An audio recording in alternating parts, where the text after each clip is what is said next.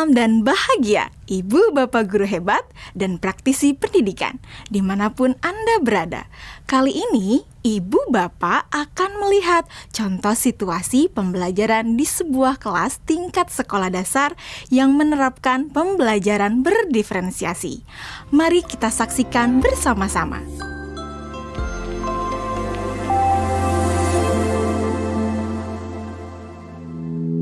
Organ tubuh manusia. Minggu ini, Pak Kasim ingin mengajar sebuah materi tentang cara kerja salah satu sistem organ tubuh manusia, yaitu sistem pencernaan. Adapun tujuan pembelajarannya adalah melalui diskusi kelompok dan penugasan mandiri. 1. Murid dapat menjelaskan fungsi organ pencernaan pada manusia. Kedua, murid dapat membuat model dan menunjukkan cara kerja sistem pencernaan manusia. Sebelum pembelajaran dilakukan, biasanya saya akan melihat tujuan pembelajaran atau target apa yang akan saya capai pada hari itu. Setelah itu, saya melihat data atau informasi terkait murid-murid saya untuk menentukan strategi pembelajaran yang tepat dan penilaian yang sesuai. Saat merencanakan pembelajaran, Pak Kasim mempersiapkan beberapa sumber belajar yang menurutnya akan membantu murid-muridnya belajar sesuai dengan kebutuhannya. Sumber daya belajar yang disiapkan diantaranya adalah sebuah poster, berbagai bacaan yang memuat pembahasan tentang bagaimana organ pencernaan bekerja dari beberapa sumber.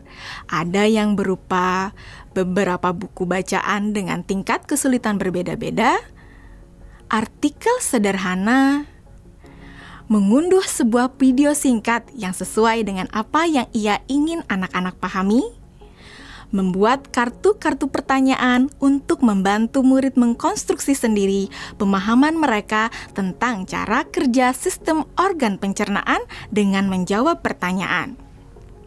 Sumber belajar yang beragam ini tentunya tetap sesuai dengan tujuan pembelajaran yang ingin dicapai atau dengan kata lain mengimplementasikan diferensiasi konten.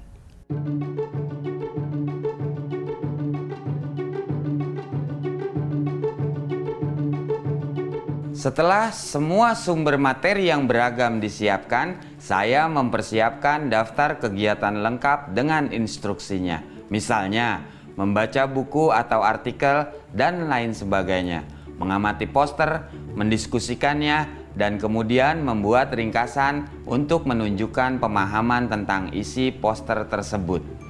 Menjawab kartu-kartu pertanyaan. Aktivitas-aktivitas tersebut walaupun berbeda-beda, namun semuanya bertujuan agar murid memahami cara kerja sistem pencernaan. Assalamualaikum. Bagaimana kabar kalian? Waalaikumsalam. Baik, Pak.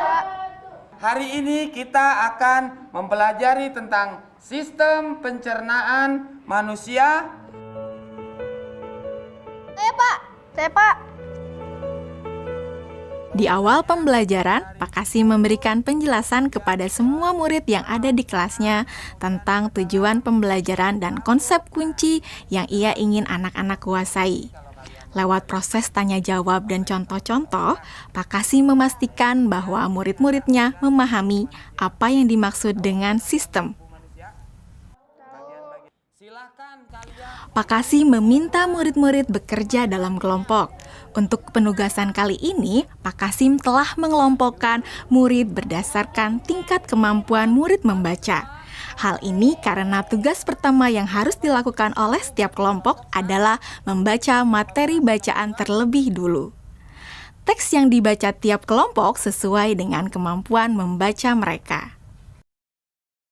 Selama proses murid melakukan kegiatan, saya mengobservasi dan memantau pemahaman murid-murid. Saya mendatangi tiap kelompok, mengajukan pertanyaan, dan memberi pertanyaan lanjutan kepada murid-murid yang memerlukan bantuan atau perlu diberikan tantangan lebih. Saya juga membuat catatan-catatan penilaian selama proses ini. Setiap jawaban murid, pertanyaan murid, saya perhatikan dan menggunakan informasi ini untuk menyesuaikan tingkat bantuan yang akan saya berikan pada murid atau berdiferensiasi proses. Sistem pencernaan adalah serangkaian jaringan organ yang bekerja untuk mencerna makanan. Organ pencernaan antara lain meliputi mulut, kerongkongan, lambung, usus kecil, usus besar, rektum, anus.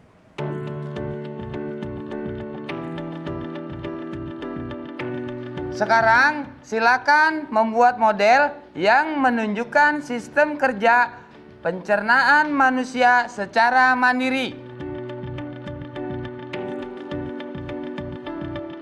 Selama proses murid-murid membuat model sistem pencernaan, Pak Kasim berkeliling melihat pekerjaan murid untuk mengetahui sejauh mana pemahaman murid.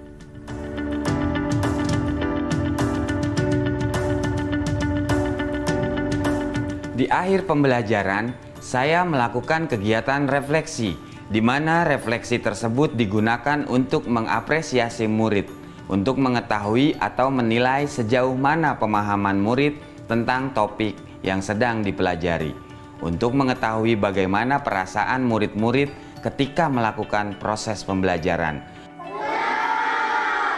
Agdas, Senang, Pak. Arjuna, Senang, Pak. dan tentunya semua ini dapat menjadi informasi bagi saya untuk mengembangkan proses pembelajaran selanjutnya. Ibu dan Bapak guru hebat, demikian video singkat salah satu contoh penerapan pembelajaran berdiferensiasi di jenjang sekolah dasar. Tetap semangat, Ibu dan Bapak guru hebat. Salam dan bahagia.